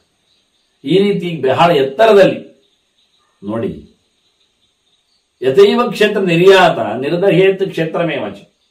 ಗದ್ದೆಯವ ಗದ್ದೆಗೆ ಬೆಂಕಿ ಆಗೋದಿಲ್ಲ, ಆಗ್ತಾನೆ ಯಾಕೆ? ಸರಿ ಮಾಡಲಿಕ್ಕೆ, ಮತ್ತೆ ಒಳ್ಳೆ ರೀತಿಯಿಂದ ಬೆಳೆ ಬರಲಿಕ್ಕೆ. ಗಮ್ಮತ್ತು ಹಾಗೆ. ಈ ಸುಡುಮಣ್ಣು ಒಳ್ಳೆ ಕೆಲಸ ಮಾಡುತ್ತಂತೆ. ಅದರ ಕಳೆ ತೆಗೆದು ಗದ್ದೆದಲ್ಲಿದ್ದೇ ಕಳೆ ಒಟ್ಟು ಮಾಡಿ ಎಲ್ಲ ಸೇರಿಸಿ ಅದಕ್ಕೆ ಬೆಂಕಿ ಹಾಕಿ ಎಲ್ಲ ಅದರ ಮಣ್ಣು ಹಾಕಿ ಅದರ ಮೇಲೆ ಅದನ್ನು ಬೂದಿಯನ್ನಾಗಿಸಿಕೊಂಡು ಗೊಬ್ಬರವನ್ನಾಗಿಸಿಕೊಂಡು ಅದನ್ನೆಲ್ಲ ಕಡೆ ಹಂಚಿ ಮತ್ತೆ ಗದ್ದೆಯನ್ನು ಸುಟ್ಟದ್ದು. ಗದ್ದೆಗೆ ಬೆಂಕಿ ಅವನೇ ಕೊಟ್ಟದ್ದು. ಒಟ್ಟು ಮಾಡೋ ಮುಂಚೆ ಕೊಟ್ಟು ಬಿಡ್ತಾನೆ. ಯಾವಾಗ ಕೊಡ್ತಾನೆ? ಬೆಳೆಯಲ್ಲೇ ತೆಗೆದ ನಂತರ ಕಳೆಯೆಲ್ಲ ಇದ್ದಾಗ ಅದರದ್ದು ಉಳಿದುಕೊಂಡದಿದ್ದಕ್ಕೆ ಪೂರ್ತಿ ಅದನ್ನು ನಿರ್ಮೂಲನೆಗೊಳಿಸಲಿಕ್ಕೆ ಬೆಂಕಿ ಇರ್ತಾನೆ. ಅವನೇ ಗುಡ್ಡೆಗೆ ಗದ್ದೆಗೆ ಬೆಂಕಿ ಕೊಟ್ಟವ. ಯಾಕೆ ಕೇಳಿದ್ರೆ ಅದನ್ನು ಚಂದ ಮಾಡ್ಲಿಕ್ಕೋಸ್ಕರ, ಸರಿ ಮಾಡ್ಲಿಕ್ಕೋಸ್ಕರ. ಅದರಿಂದ ಯಥೈವ ಕ್ಷೇತ್ರ ನಿರ್ಯಾತ ನಿರ್ದಯ ಕ್ಷೇತ್ರಮೇವಚ ಹಿನಸ್ತಿ ಧಾನ್ಯ ಕಕ್ಷಂಚ. ಅಲ್ಲಿರತಕ್ಕಂಥ ಧಾನ್ಯದ ಕೊನೆಯನ್ನೊಂದು ತೆನೆಯ ಕಡೆ ಹುಲ್ಲುಗಳು ಇವನ್ನೆಲ್ಲ ಬೆಂಕಿ ಕೊಡ್ತಾನೆ. ಮತ್ತೆ ಪುನಃ ಅವನು ಕೊಡುವಲ್ಲಿ ನಚ ಧಾನ್ಯ ವಿನಶ್ಯತಿ. ಅವನ ಧಾನ್ಯಕ್ಕೆ ಬೆಂಕಿ ಕೊಟ್ಟದ್ದಲ್ಲ, ಧಾನ್ಯದ ಕಳೆಗೆ ಮಾತ್ರ, ಅಲ್ಲಿ ಉಳಿದ ಕಡ್ಡಿಗಳಿಗೆ ಕಸಗಡ್ಡಿಗಳಿಗೆ ಮಾತ್ರ. ಹೇಗೆ ಧಾನ್ಯಕ್ಕೆ ಬೆಂಕಿ ಹಾಕುವುದಿಲ್ಲೋ ಗದ್ದೆಗೆ ಬೆಂಕಿ ಹಾಕಿದ್ದು ಧಾನ್ಯಕ್ಕೆ ಹಾಕುವುದಿಲ್ಲ. ಯಾವಾಗ? ಹೊಸ ಧಾನ್ಯ ಬೆಳೆಸಲಿಕ್ಕೋಸ್ಕರ. ಅದರಂತೆ ರಾಜ ದೇಶದಲ್ಲಿ ಒಂದೊಮ್ಮೆ ಟ್ಯಾಕ್ಸ್ ಹಾಕ್ಲಿ, ಜನರನ್ನು ಜಬರ್ದಸ್ತಿನಲ್ಲಿ ನಿಲ್ಲಿಸಿಕೊಳ್ಳಿ, ಜೋರಾಗಿ ನೋಡಿಕೊಳ್ಳಿ. ಯಾಕೆಂದ್ರೆ ಅವರಿಗೆ ಮತ್ತೆ ಒಳ್ಳೇದು ಮಾಡಲಿಕ್ಕೆ, ಮಕ್ಕಳಿಗೆ ಶಿಕ್ಷೆ ಕೊಡುವ ರೀತಿಯಂತೆ ಅದು ಶಿಕ್ಷಣ. ಅವರ ಮೇಲೆ ಪ್ರೀತಿ ಅತಿಶಯದಿಂದಲೇ ಮಾಡುವುದು ಹೊರತು ಒಳ್ಳೆಯದಾಗಲಿ ಅವರಿಗೆ ಗೊತ್ತಿಲ್ಲ, ಬುದ್ಧಿ ಇಲ್ಲ, ಗಟ್ಟಿಲ್ಲ ಹೇಳಿ ಹಾಗೆ ಸುಮ್ಮನೆ ಬಿಟ್ರೆ. ನಾನು ಬರೆದಿದ್ದೇನೆ, ಸಂಧ್ಯಾ ಸಮೀಕ್ಷೆಯಲ್ಲಿ ಕೊಟ್ಟಿದ್ದೇನೆ. ಒಂದೊಮ್ಮೆ ಆಗಿರತಕ್ಕಂಥ ಮಕ್ಕಳಿಗೆ ಕಾಲದಲ್ಲಿ ಉಪನಯನ ಮಾಡಿಸದೆ ಹೋದರೆ, ಸಂಧ್ಯಾವಂದನವರನ್ನು ನಿಲ್ಲಿಸದೆ ಹೋದರೆ, ಮಾಡಿಸುವ ಬೆಳಿಗ್ಗೆ ಏಳುವಂತೆ ಕಾಲದಲ್ಲಿ ಅವರಲ್ಲಿ ಮಾಡಿಸಿ ಹೋದರೆ ಅದಕ್ಕೆ ಪಾಪಿಗಳಾಗುವುದು ಯಾರು ಅಂದರೆ ತಂದೆ ತಾಯಿಗಳು. ಅಯ್ಯೋ ಪಾಪ, ಮಕ್ಕಳು ಸಣ್ಣವರು, ಚಳಿ, ಬಾಧೆ, ಕಷ್ಟ, ನಿದ್ದೆ ಎನ್ನುವ ಒಂದು ಯಾವುದೋ ಒಂದು ದಾಕ್ಷಿಣ್ಯದಲ್ಲಿ, ದಯೆಯ ಅನುಕಂಪೆಯ ಒಂದು ಹಿನ್ನೆಲೆಯಲ್ಲಿ ಅವರು ಸೋತರೆ, ಹಿನ್ನೆಲೆ ಸಾಗಿಸಿದರೆ ಆಲಸ್ಯಕ್ಕೆ ಅವರೇ ಹೊಣೆಗಾರರಾಗ್ತಾರೆ. ಆದ್ರಿಂದ 14 ವರ್ಷದವರೆಗೆ ತಂದೆ ತಾಯಿಗಳ ಜವಾಬ್ದಾರಿ ಮತ್ತೆ ಅವರವರ ಪಾಪದ ಮೇಲಿನ ಪ್ರಭಾವ ಅಂತ ಹೇಳಿಕೊಂಡ ಹಾಗೆ ಎಲ್ಲ ಕೆರೆಗಳನ್ನೆಲ್ಲ ಸಂಧ್ಯಾ ಸಮೀಕ್ಷೆಯಲ್ಲಿ ಪ್ರಮಾಣಬದ್ಧವಾಗಿ ಕೊಟ್ಟಿದ್ದೇನೆ. ಯಾರದಕ್ಕೆ ಹೊಣೆ ಅಂತ. ಅದು ವಾರಕ್ಕೊಮ್ಮೆ ಆದರೂ, ಕೆಲವರು ಆದಿತ್ಯವಾರ ಒಂದು ತೊಂದರೆ ಇಲ್ಲ ಅಂತ. ಮತ್ತೆ ಉಳಿದ ದಿನ ಬೇಗ ಹೇಳುತ್ತಾರೆ. ಎಂತದಕ್ಕೆ? ಓಡ್ಲಿಕ್ಕೆ ಹೋಗ್ಲಿಕ್ಕೆ. ಅದು ಪ್ರಯೋಜನ ಏನು ನೋಡಿ. ಉಳಿದ ದಿನ ಎದ್ದು ಜಪತಪ ಅನುಷ್ಠಾನಗಳಿಂದ ಅವರೇನು ಬೆಳಿಗ್ಗೆಯನ್ನು ಚಂದ ಮಾಡಿದ್ದಲ್ಲ. ಮತ್ತೆ ಹೋಗುವಜಿಯಲ್ಲಿ ಕೆಲವರಿಗೆ ಟಿಫಿನ್ ತಯಾರಿಸುವಲ್ಲಿ, ಕೆಲವರಿಗೆ ಟಿಫಿನ್ ತಿನ್ನುವಲ್ಲಿ, ಕೆಲವರಿಗೆ ಓಡುವುದರಲ್ಲಿ. ಆದಿತ್ಯವಾರ ಎಲ್ಲ ಮನೆ ಒಂದು ದಿವಸ ತಡವೇ ಹೇಳೋದು. ಒಂದು ದಿನವೂ ಧರ್ಮ ಏನಾಗ್ಲಿ ಮತ್ತೆ ಹೇಳಿ ಪ್ರಯೋಜನ ಏನು? ಪ್ರತಿನಿತ್ಯ ಹೇಳ್ತೇವಲ್ಲ, ಹೇಳಿ ಏನು ಮಾಡ್ಲಿಲ್ಲಲ್ಲ, ಪ್ರಯೋಜನ ಏನು? ಆದ್ರಿಂದ ಆದಿತ್ಯವಾರದಲ್ಲಿ ಆದ್ರೂ ಬೇಗ ಎದ್ದು ಜಪತಪ ಅನುಷ್ಠಾನ ಆದ್ರೂ ಮಾಡ್ಲಿಕ್ಕೆ. ಯಾವತ್ತು ಟಿಫಿನ್ ತಿನ್ನುವ ಗರ್ಜಿ ಇಲ್ಲ, ಎದ್ದೋಡುವ ರಾಗ ಇಲ್ಲ, ಮತ್ತೇನಂತೆ ಅದು ಮಾಡೋದಿಲ್ಲ. ಇರುವುದೊಂದು ಆದಿತ್ಯವಾರ ಅಂತೇಳಿ ಬೈಕೊಳ್ಳುತ್ತೆ. ಹೀಗಾಗಿ ಬಹಳ ಚಂದಾಗಿ ದೇಶದ ಏಳಿಗೆಗಾಗಿ ಒಂದ್ಸರ್ತಿ ರಾಜ ಕ್ಷೇತ್ರಪಾಲನಂತೆ, ಗದ್ದೆ ಕಾಯುವವನಂತೆ, ಗದ್ದೆ ಕೆಲಸದವನಂತೆ ಹೇಗೆ ಬೆಂಕಿ ಕೊಟ್ಟು ಮತ್ತೆ ಅಭಿವೃದ್ಧಿ ಪಡಿಸ್ತಾನೆ, ಹಾಗೆ ದೇಶದಲ್ಲಿಯೂ ಅವನು ಬೆಂಕಿ ಕೊಡುವಾಗಲೂ ಧಾನ್ಯಕ್ಕೆ ಕೊಟ್ಟಿಲ್ಲ, ಕಳೆಗೆ ಮಾತ್ರ ಕೊಟ್ಟ, ಕಸಕ್ಕೆ ಮಾತ್ರ ಕೊಟ್ಟ. ಹಾಗೆ ಕೆಟ್ಟದ್ದನ್ನು ಮಾತ್ರ ನಿರ್ಮೂಲನೆಗೊಳಿಸಿ ರಾಜ ಮತ್ತೆ ಬೆಳೆಸುವಂತೆ. ಹೀಗೆ ಅವನ ಹೋರಾಟದಂಗಳದಲ್ಲಿಯೂ ಏವಂ ಶಸ್ತ್ರಾಣಿ ಮುಂಚಂತ ಗ್ರಂಥಿ ವಧ್ಯಾನ್ ಅನೇಕದ ತಸ್ಯೈತೆ ನಿಷ್ಕೃತಿರ್ದೃಷ್ಟ ಭೂತಾನಾಂ ಭಾವನಂ ಗುಣ. ಹೀಗೆ ಹೋರಾಟದಂಗಳದಲ್ಲಿ ಆತ ಬಿಲ್ಲು ಬಾಣಗಳನ್ನೆಸೆದು, ಬಿಲ್ಲು ಎಸೆಯುವುದಿಲ್ಲ, ಬಾಣ ಎಸೆಯುತ್ತಾನೆ ಬಿಲ್ಲಿನಿಂದ. ಕತ್ತಿಗಳ ಹೋರಾಟದಲ್ಲಿ, ಶಕ್ತಿ ಆಯುಧಗಳ ತೋಮರಗಳ ಎಸೆತಗಳಲ್ಲಿ, ಭುಷುಂಡಿಗಳ ದಂಡಗಳ ಪಾತಾದಿಗಳಲ್ಲಿ, ವಜ್ರಗಳ ಅಸ್ತ್ರಗಳ ದೊಡ್ಡ ಮಟ್ಟದ ಚಳಪಿಸುವಲ್ಲಿ ಆತ ವಿಶೇಷವಾಗಿ ಬೇಕಾದಷ್ಟು ಬಗೆಯಿಂದ ಎಲ್ಲರನ್ನು ಕಡಿತಾನೆ, ಬಡಿತಾನೆ, ಕೊಚ್ಚುತ್ತಾನೆ, ಕೊಲ್ತಾನೆ. ಇದಕ್ಕೆಲ್ಲ ಕಥೆಯಲ್ಲಿ ತಸ್ತೇಷಾ ನಿಷ್ಕೃತಿರ್ದೃಷ್ಟ ಭೂತಾನ ಭಾವನ ಪುನಃ. ಇದಕ್ಕೆಲ್ಲ ಪ್ರಾಯಶ್ಚಿತ್ತ ಪರಿಹಾರ ಏನು ಕೇಳಿದ್ರೆ ಮತ್ತೆ ಪ್ರಜೆಗಳ ಕ್ಷೇಮವನ್ನು ಕಾಪಿಡುತ್ತೆ. ಅತ್ತ ಒಳ್ಳೇದು ಮಾಡ್ಲಿಕ್ಕೋಸ್ಕರ ನಿತ್ಯ ಹೀಗೆ ಮಾಡಿತ್ತು. ಮೈಯಲ್ಲಿನ ರಕ್ತವನ್ನೆಲ್ಲ ಹೀರಿ ಹೊಸದು ಹಾಕ್ತಾರೆ ಅಂತ ಹೇಳ್ತಾರೆ. ಅಂದ್ರೆ ಏನರ್ಥ? ಸಾಯಿಸ್ಲಿಕ್ಕಲ್ಲ, ಮತ್ತೆ ಕೆಟ್ಟ ರಕ್ತವನ್ನು ತೆಗೆದು ಒಳ್ಳೆ ರಕ್ತ ತುಂಬಿಸ್ಲಿಕ್ಕೆ. ತುಂಬಲಿಕ್ಕೆ ಆಗುವಂತೆ ಲೀಚಿನ ಕಥೆ ಅದುವೇ. ನೆತ್ತರು ಕುಡಿಯುತ್ತಂದ ಬೊಬ್ಬೆ ಹೊಡೆಯಲಿಕ್ಕಿಲ್ಲ, ಅದು ಕೆಟ್ಟದ್ದು ಮಾತ್ರ ಅಂತ ಅರ್ಥ. ಹಾಗಾಗಿ ಥೆರಪಿಗಳೆಲ್ಲ ಈಗ ಪಂಚಕರ್ಮ ಚಿಕಿತ್ಸೆ ಉಂಟು, ಅದನ್ನು ಮಾಡಿಸ್ತಾರೆ, ಬೆವರಿಸ್ತಾರೆ, ವಮನ ಇದೆ, ರೇಚನ ಇದೆ, ಎಲ್ಲ ಇದೆ ಕರ್ಮಗಳು. ಇದರಿಂದ ಅವನನ್ನು ಅಯ್ಯೋ ಹಿಂಡಿ ಹಿಪ್ಪೆ ಮಾಡ್ತಾ ಇದ್ದಾರೆ, ಒಳಗಿದ್ದೆಲ್ಲ ತೆಗಿತಾರಲ್ಲ, ಒಳಗಿದ್ದೆಲ್ಲ ಕೆಟ್ಟದ್ದು ತೆಗೆದು ಒಳ್ಳೆದು ತುಂಬಿಸ್ಲಿಕ್ಕೆ. ಹಾಗಾಗಿ ಇದಕ್ಕೆ ಬೊಬ್ಬೆ ಹೊಡ್ಕೊಳ್ಳಿಕ್ಕಿಲ್ಲ. ಆದ್ರಿಂದ ಈ ಎಲ್ಲ ಸುತ್ತಮುತ್ತಲಿನ ಶತ್ರುಗಳ, ವೈರಿಗಳ, ಕೆಟ್ಟವರ, ದುಷ್ಟರ, ದಸ್ಯುಗಳ ನಿರ್ಮೂಲನೆಯಿಂದ ಪ್ರಜಾಕ್ಷೇಮ ಇದೆ. ಯೋ ಭೂತಾನಿ ಸದಾ ಅನರ್ಥಾತ್ ವಧಾತ್ ಕ್ಲೇಶಾಚ್ಚ ರಕ್ಷತಿ ದಸ್ಯುಭ್ಯ ಪ್ರಾಣದಾನಾಚ್ಚ ಧನದ ಸುಖದೋ ವಿರಾಟ್. ಹೀಗೆ ಆಗತಕ್ಕಂತಹ ಅನರ್ಥಗಳಿಂದ, ವಿಶೇಷವಾಗಿ ಕೊಲೆ ಮುಂತಾದಂತಹ ಕೆಟ್ಟಗಳಿಂದ, ವಿಷಯಗಳಿಂದ, ಕ್ಲೇಶಗಳಿಂದ, ದುಃಖಗಳಿಂದ, ಮತ್ತೆ ಕಳ್ಳರಿಂದ, ಮತ್ತೆ ಇವರಿಗೆಲ್ಲ ಪ್ರಾಣ ಕೊಡುವ ಮೂಲಕ, ಪ್ರಾಣದಾನದಿಂದ ದೊಡ್ಡ ಮನುಷ್ಯ ಆಗ್ತಾನೆ ರಾಜ. ಧನದಹ ಸುಖದಹ ವಿರಾಟ್. ದುಡ್ಡು ಕೊಟ್ಟವ, ಸುಖ ಕೊಟ್ಟವ, ರಾಜ ಅನಿಸಿಕೊಂಡವ ಆಗ್ತಾನೆ. ಇವ ವಿಶೇಷ ರಾಜ, ವಿಚಿತ್ರ ರಾಜ. ಏನಂದ್ರೆ ಜನರಿಗೆ ಆಗತಕ್ಕಂಥ ಅನರ್ಥಗಳಿಂದ ಕಾಪಾಡಿದ್ದಾನೆ. ಇವ ಜನರನ್ನು ಹೊಡೆದು ಬಡಿದು ನಿಲ್ಲಿಸಿ ಖಂಡನೆ ಮಾಡಿ ಜನರಿಗೆ ಪ್ರಾಣವನ್ನು ಕರುಣಿಸಿದ್ದಾನೆ. ಇಲ್ಲಾಂದ್ರೆ ಕಳ್ಳರೆಲ್ಲ ಹೊರಗೆ ನುಗ್ಗಿ ಸಂಪತ್ತನ್ನೆಲ್ಲ ಲೂಟಿ ಮಾಡುವವರು. ಅದನ್ನ ಆ ದಸ್ಯುಗಳನ್ನು, ಕಳ್ಳಕಾಕರನ್ನು, ದರೋಡೆಕೋರರನ್ನು, ಪುಂಡರನ್ನು, ರೌಡಿಗಳನ್ನು ಮಣಿಸದಿದ್ರೆ, ಬಡಿಯದಿದ್ರೆ, ಓಡಿಸದಿದ್ರೆ ಇಲ್ಲಿ ಕ್ಷೇಮ ಇಲ್ಲ. ಹಾಗಾಗಿ ಇವರು ಬರತಕ್ಕಂಥ ಸಂಕಟಗಳು, ದುಃಖಗಳು ಅದರಿಂದ ಪಾರು ಮಾಡಿದ್ದರಿಂದ ರಾಜ ದೊಡ್ಡ ರಾಜ, ಅವನು ವಿಶೇಷ ಅನಿಸಿಕೊಳ್ಳುತ್ತಾನೆ. ಹೀಗೆ ಬಹಳ ಅದ್ದೂರಿಯಾಗಿ ಅನೇಕ ಧರ್ಮಗಳ ಬಗ್ಗೆ, ರಾಜನ ಧರ್ಮಗಳ ಬಗ್ಗೆ ವಿಶೇಷವಾದ ಚಿಂತನೆಗಳನ್ನು ಭೀಷ್ಮರು ನೀಡಿದ್ದಾರೆ. ಮತ್ತು ಕೆಲವು ಅನೇಕ ಮಾತುಗಳು ಬಾಕಿ ಇವೆ ಆತನ ಚಿಂತನೆಯಲ್ಲಿ ಬಂದದ್ದು. ಮತ್ತೆ ಸಂವಾದಗಳ ಬಗ್ಗೆ ಆತ, ಅಂದರೆ ಧರ್ಮರಾಜನ ಈ ಪ್ರಶ್ನೆಗೆ ಬಹಳ ಸುಂದರವಾದ ಪ್ರಶ್ನೆ, ಹಿಂಸರಪ್ರಾಯವಾದ ಈ ಯಜ್ಞ, ಕ್ಷತ್ರಿಯರ ಹೋರಾಟ ಅದು ಬೇಡ, ಚೆನ್ನಾಗಿಲ್ಲ ಅಂದಾಗ ಎಷ್ಟು ಚೆನ್ನಾಗಿದೆ ಅಂತ ಒಂದು ಎರಡೇ ವಿಶ್ಲೇಷಣೆಯಲ್ಲಿ ಬಹಳ ಚಂದವಾಗಿ, ಮತ್ತೆ ಅವನು ಮಾಡತಕ್ಕಂಥ ಧರ್ಮಕರ್ಮಗಳ ಬಗ್ಗೆ ಭಾರಿ ಭಾರಿ ಮಾತಾಡ್ತಾರೆ. ಖಾಲಿ ರಾಜ ದೇಶವನ್ನು ವೈರಿಗಳಿಂದ ತಪ್ಪಿಸಿ ತನ್ನ ಭೋಗಾಯತನಾಗಿಸಿಕೊಂಡ ಎನ್ನುವುದು ಎಲ್ಲಿಯೂ ಯಾರೂ ಹೇಳಲಿಲ್ಲ. ತನ್ನ ಸುಖದ ಸುಪ್ಪತ್ತಿಗೆಗೋಸ್ಕರ ಕಳ್ಳಕಾಕರನ್ನು ಓಡಿಸಿದ್ದಲ್ಲ, ಪ್ರಜೆಗಳ ಕ್ಷೇಮಕ್ಕೆ ಎನ್ನುವುದು ಸತ್ಯಸಿದ್ಧ, ನೂರು ವಿಷಯದಲ್ಲಿ. ಹೀಗಾಗಿ ಅಂತಹ ರಾಜರ ಕೆಲಸ ಅದು ಅತ್ಯಂತ ಎತ್ತರವಾದದ್ದು, ಪಾಪಿಷ್ಟ ಅಲ್ಲ ಅನ್ನತಕ್ಕಂಥ ಭೀಷ್ಮರ ಈ ವಿಶ್ಲೇಷಣೆ ಬಹಳ ಚೆನ್ನಾಗಿದೆ. ಹೀಗೆ ಮುಂದುವರಿದ ರಾಜಧರ್ಮದ ಬಗ್ಗೆ ನಾವು ಚಿಂತನೆಯನ್ನು ಸಾಗಿಸುವ ವಂದನೆಗಳು. ಶ್ರೀಕೃಷ್ಣಾರ್ಪಣಮಸ್ತು. ನಾರಾಯಣ ನಾರಾಯಣ ನಾರಾಯಣ.